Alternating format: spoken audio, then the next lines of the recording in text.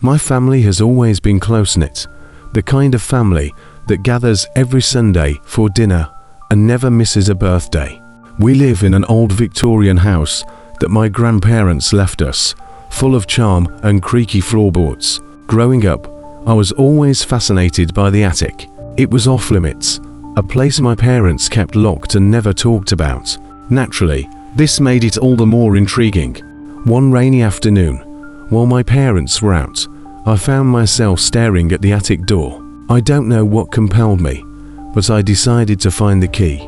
After rummaging through drawers and cabinets, I finally found it tucked away in an old jewelry box in my mother's dresser.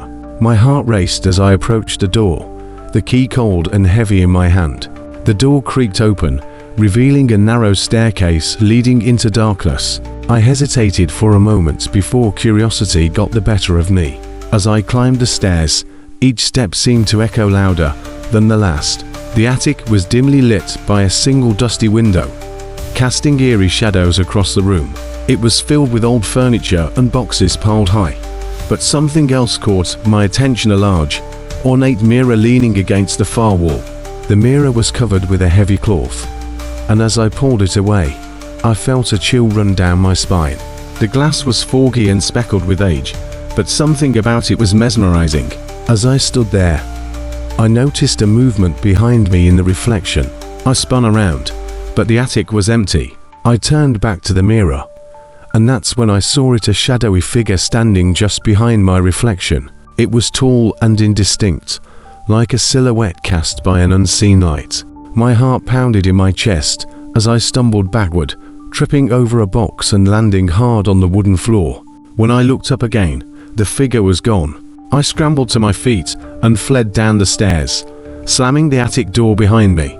My parents returned home later that evening, and I tried to act normal, but I couldn't shake the feeling that something was watching me.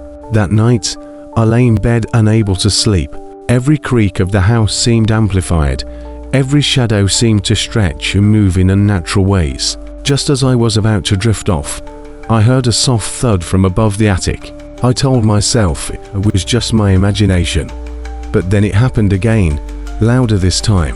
Gathering my courage, I grabbed a flashlight and crept back upstairs.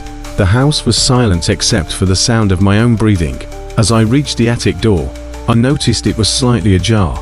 My heart skipped a beat as I pushed it open and shone my flashlight inside. The beam of light swept across the room and landed on the mirror. My breath caught in my throat. The shadowy figure was back, clearer now, its form more defined. I watched in horror as it moved closer to the glass, its hand reaching out as if trying to escape its reflective prison. Panic surged through me, and I slammed the door shut once more, racing back to my room, where I locked the door and hid under my covers like a child. The next morning, after a restless night, I decided to confront my parents about the attic. They exchanged worried glances before finally sitting me down to explain. The mirror had been in our family for generations, they said, but it had always been a source of unease. My grandmother believed it was cursed, that it trapped spirits who had unfinished business in our world. I listened in disbelief as they recounted stories of strange occurrences, objects moving on their own, whispers in the night, all centered around that mirror. They had locked the attic to keep us safe, hoping to contain whatever malevolent force resided within. Determined to put an end to this nightmare, we decided to remove the mirror from our home. That afternoon, we wrapped it up carefully and took it out to an old barn on our property, where it would be far away from us. As we drove back to the house, I felt a sense of relief wash over me, but deep down, I couldn't shake the feeling that we hadn't seen the last of whatever lurked within that glass. In the weeks that followed, life returned to normal, or so it seemed, but every now and then, out of the corner of my eye, I'd catch a glimpse of something dark moving just beyond sight.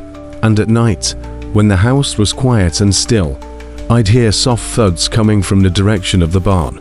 The shadow in the attic may have been banished from our home, but I knew it wasn't gone. It was waiting for someone else to unlock its secrets and unleash whatever darkness lay trapped within its depths.